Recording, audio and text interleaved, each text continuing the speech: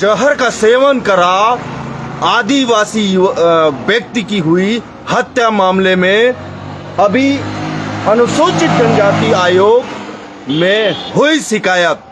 नमस्कार, मैं कुमार जितेंद्र भारत सम्मान में आप सभी का स्वागत करता हूं।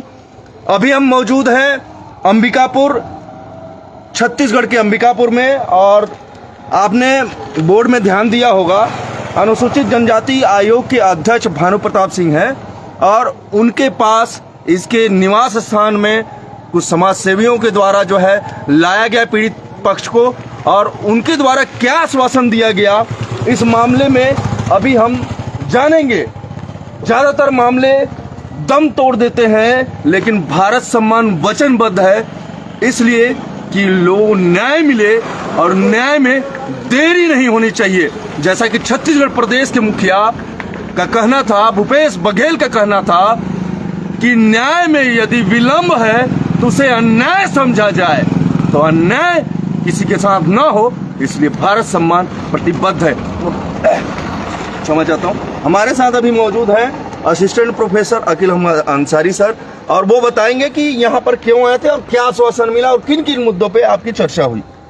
देखिए, यहाँ पर मुझे जब जानकारी हुई कि माननीय अध्यक्ष अनुसूचित जनजाति आयोग के अंबिकापुर में अपने निवास स्थान पे मौजूद हैं, तो मैंने उनसे निवेदन किया कि अभी हाल ही का जो मामला है और कुछ अन्य मामले हैं, इसमें हम आपको पीड़ित पक्ष के साथ आकर के एक सामाजिक कार्यकर्ता होने के नाते आवेदन प्रस्तुत करना चाहते हैं, और हम चाहते हैं कि माननीय अध्यक्ष उस पर संज्ञान लें। तो उन्होंने बिल्कुल समय दिया और उसमें हम लोगों ने चर्चा की।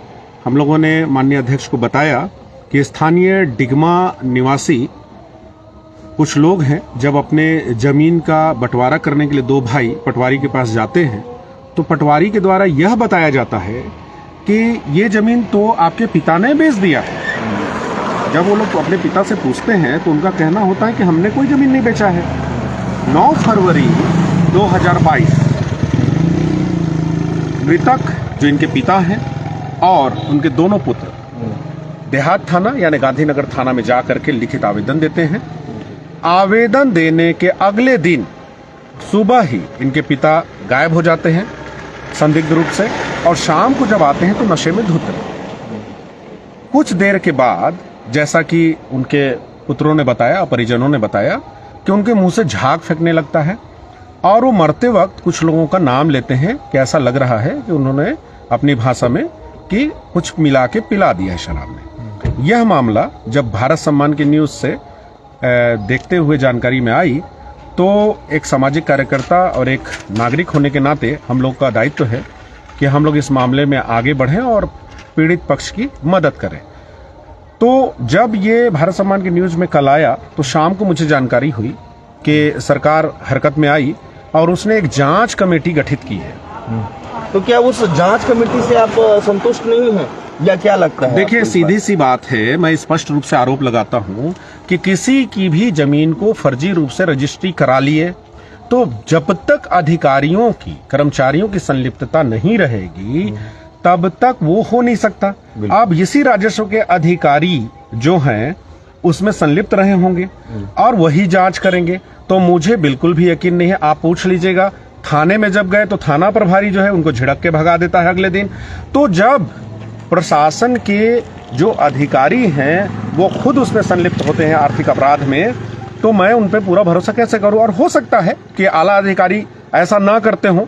आला अधिकारी के 1-2 अधिकारी पे भरोसा हम कर भी सकते हैं। मतलब ये आपके बातों से नजर आ रहा है कि उनके साथ सॉफ्टनेस या नहीं, देखिए क्या होता है, कई बार ऐसा होता है कि कोई अधिकारी, मैं नहीं कहता कि सारे के सारे अधिकारी जो है जांच सही से नहीं करते, अधिकारी अच्छे हो सकते हैं, लेकिन राजनीतिक दबाव होता है, कई तरह के प्रेशर होते हैं, तो कहीं पर भी हमें यकीन नहीं है। तो इसलिए हमने माननीय अध्यक्ष अनुसूचित जनजाति आयोग के जो अध्यक्ष हैं उनसे निवेदन किया कि उस जांच समिति में अनुसूचित जनजाति आयोग के अध्यक्ष स्वयं या उनके विभाग के कोई व्यक्ति, आयोग का कोई व्यक्ति भी रहे उस जांच समिति में।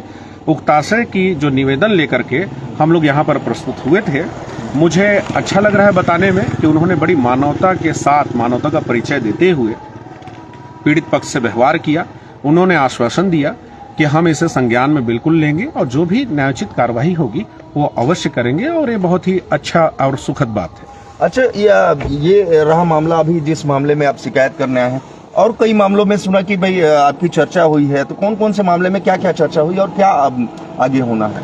मैंने माननीय अध्यक्ष को स्मरण दिलाया कि आपके पत्र क्रमांक 8162 और 8164 दिनांक 10 जनवरी 2022 को, जिसके तहत बहुचर्चित पंकज बेग कस्टोडियल मामले में माननीय आयोग के समक्ष हम लोगों ने जब आवेदन रखा था, तो उसमें जो पीड़िता रानू बेग है, उसने जब माननीय आयोग के अध्यक्ष के समक्ष जब अपना बयान दिया था, तो उन्होंने संज्ञान में लेते हुए जांच उपरांत उसमें जो 2 आदेश दिए थे। एक तो जो पंकज बेग कस्टोडियल डेथ में जो आरोपीगण हैं वो अपना जांच खुद किए थे, उसको निरस्त करते हुए पुनः विभागीय जांच की जाए, और दूसरे आदेश में उन्होंने कहा था कि अजाक्स थाने में इस मामले का जो अपराध है पंजीबद्ध किया जाए। मैंने उनको बताया कि स्थानीय एसपी जो सरगुजा है, पुलिस अधीक्षक, उनसे मैंने जब इस बारे में बात की तो टालमटोल करते रहे और अभी तक उसमें एफआईआर दर्ज नहीं हुई है। एक मामला ये चर्चा में आया। दूसरा जो आपका बरियो चौकी अंतर्गत क्रशर हत्याकांड है, उसमें वो भी अनुसूचित जनजाति का सदस्य है, व्यक्ति काफी गरीब है, उसमें पुलिस हमारी सहायता नहीं कर रही है।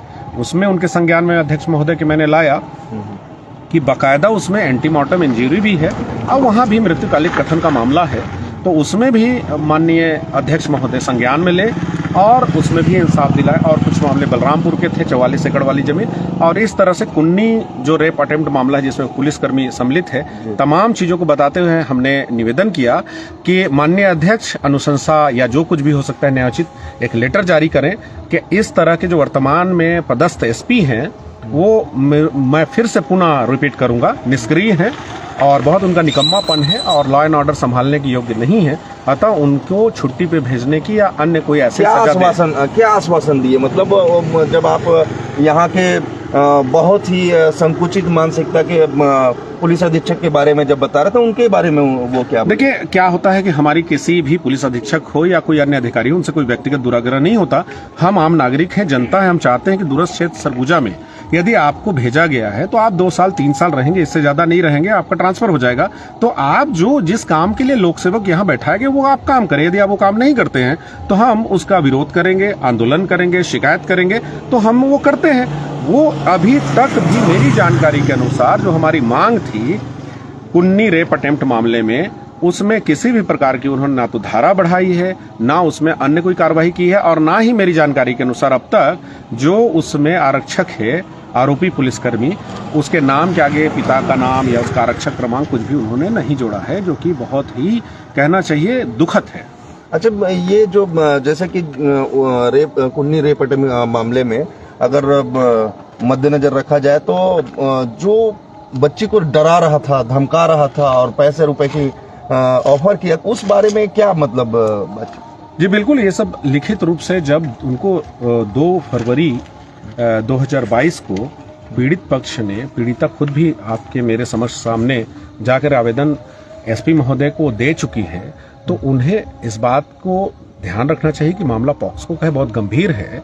उन पुलिस वालों के खिलाफ उन्हें कार्रवाई करनी चाहिए जो उसे लालच दे रहे हैं। और आज भी मेरी बात हुई थी तो कोई नए नंबर से कॉल करके उसे धमकी दिया जा रहा है, तो ये बहुत दुखद है। और समझिए कि कहीं ना कहीं बहुत पीड़ा होती है जो भी यहाँ पर के लोग हैं, जो नागरिक हैं उन्हें। फिलहाल आयोग के अध्यक्ष ने जिस तरह का आपको आश्वासन दिया वो आपने बताया, और किसी मामले में यदि जानकारी हो, जैसे 44 एकड़ और सभी मामलों में? काफी देर तक चर्चा चली, उन्होंने इतना समय दिया और कार्यवाही नियमता होती है, लेकिन उनका जो व्यवहार था बहुत ही अच्छा लगा। मैंने बताया उन्हें कि दरअसल क्या होता है कि एक किसी आदिवासी एसटी जो होते हैं सदस्य, उनको अपने प्रभाव में लेकर के जो बड़े भूमाफिया हैं वो लोग क्या करते हैं, किसी महिला को या किसी भी पुरुष को अपने प्रभाव में लेके उसके नाम पे आदिवासियों की जमीन को फर्जी रजिस्ट्री कराते हैं, कम दाम में खरीदते हैं, शराब पिला के, जैसे ये मामला है। तो इसमें मैं उनसे भी मांग किया और प्रशासन को चिट्ठी लिख करके माननीय मुख्यमंत्री से लेकर सभी से मांग करने वाला हूं कि पिछले 20 साल का जितने भी ग्राम हैं आदिवासी क्षेत्र के, उन सब की आप जो रिटायर्ड जज हैं और उच्च कमेटी जो हो सके उनसे जांच कराएं कि 20 सालों में कितने लोग एसटी एससी आदिवासियों की जमीन को क्रय किए हैं, कहां से जिसके नाम पे क्रय किए हैं उसके पास 50 लाख 60 लाख 1-1 2-2 करोड़ कहां से आता है, इतना पैसा वो कहां से लाता है। क्योंकि क्रेता जो है ऐसे लोगों को चिन्हांकित करें और इसमें किसी मुंडा का जो नाम आ रहा है उसके नाम पे जितनी भी जमीन है उन सब की जांच की जाए। और मैं जब देखता हूं कि बहुत साधारण सा रहने वाला आदमी उसके नाम पे करोड़ों की जमीन कैसे, तो करोड़ों कैसे आया, पैसा कैसे ट्रांजैक्शन हुआ, उसके पीछे लिंक कौन है, सूत्रधार कौन है, क्या कोई मंत्री इन्वॉल्व है या कोई लोकल नेता कौन गुंडा है, इन तमाम तरह की वो जांच करें। और 20 सालों की मैं मांग करता हूं कि पूरी जांच करें तो पता चलेगा आपको कि किस प्रकार से आदिवासियों की जमीन को ये लूट खसोट करके औने पौने दाम में या फर्जी रूप से गुंडागर्दी करके मार के पीट के छीन झपट रहे हैं और धीरे धीरे आदिवासी पलायन करते जा रहे हैं। तो ये आजादी के बाद ऐसे भारत का हमने सपना नहीं देखा। जी बहुत अच्छा इन्होंने बताया। अभी हमारे साथ पीड़ित है, हमने पहले भी वीडियो में बता चुका है कि मृतक के बड़े पुत्र हैं। आप अभी अनुसूचित जनजाति आयोग के अध्यक्ष के पास है, क्या आपको आश्वासन मिला और क्या लगता है? हम लोग आए थे अध्यक्ष के पास और हम लोग को आश्वासन दिए हैं कि आप लोगों का जो चीज है वो मतलब हम लोग सब लगेंगे, पीछे आपका कार्य होगा, ऐसे मतलब हम लोगों को आश्वासन दिए हैं महोदय जी ने कि आप लोगों का जो है तो मतलब हो जाएगा आप लोगों का काम, मैं आपको सहयोग करूंगा इधर, ऐसे बोले हैं। अच्छा, इनके जो छोटे पुत्र मृतक के जिनका जमीन जो है छीनने की या बोल लिया जाए कि उनकी हत्या की गई थी, उनके छोटे पुत्र, आपको क्या आयोग के अध्यक्ष से आप मिले, क्या आश्वासन उन्होंने दिया, आपको क्या लगता है? वो भरोसा दे कि तुम उनके जमीन ला मैं दिला हूँ और आए रहे वो बताइस कि तुम उनका जो इस फर्जी वाला धोखा हुई तुम उनके जमीन ला वापस करवाऊँ और करवाए तो हूँ और आए रहे हम मतलब पूरा भरोसा है एक जो महोदय पूरा भरोसा हम मतलब दिलाई से कि तू मतलब मैं विश्वास करूँ आपका ऊपर भरोसा है हमारे ऊपर कि हमारे जमीन हम मिल ही मतलब भरोसा है अब। हाँ। मतलब सिर्फ अभी तो कुछ नहीं करी है वो। हाँ। तो भरोसा पूरा होगी। हाँ मतलब भरोसा होगी से हम के होगी से कि मिल जाएगी हमारी जमीन। अच्छा, यही भरोसा भारत सम्मान ने जीता है और उसी भरोसे पर कायम रहता है। अभी जैसा कि पीड़ित पक्ष ने बताया कि हमें भरोसा है अनुसूचित जनजाति आयोग के अध्यक्ष के ऊपर भरोसा है कि हमें न्याय मिलेगा। अभी हमारे साथ एक और उनके सहपाठी हैं, क्या लगा आपको आयोग के अध्यक्ष से आप मिले, किस तरह का आपको आश्वासन मिला?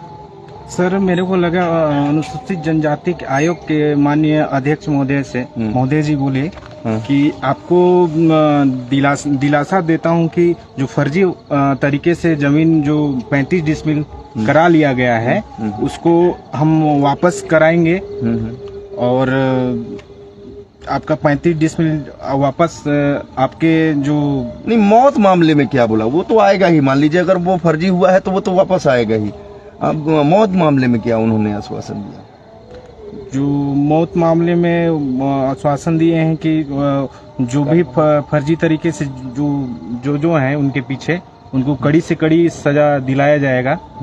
क्या लगता है आपको, आप संतुष्ट हैं आकर के यहाँ मिल करके? जी मैं उनसे संतुष्ट हूँ कि अध्यक्ष महोदय से कि वो करवाएंगे ही और उम्मीद है, दिलासा दिए हैं। यही बात जब भरोसा जब पीड़ित परिवार जब भारत सम्मान से करता है तो भारत सम्मान भी अनुसूचित जनजाति आयोग के अध्यक्ष से इनके एवज में कहता है कि यही भरोसा आप बनाए रखें और भारत सम्मान की समस्त पाठक पीड़ित जन सभी आपके साथ में हैं और रहेंगे। इसी तरह के वीडियो को लाइक करें, कमेंट करें और शेयर करना ना भूलें ताकि हमारा मनोबल बढ़ता रहे। और इसी तरह के बेबाक खबरों के लिए भारत सम्मान जाना जाता है। धन्यवाद। भारत सम्मान, हो जाओ सावधान।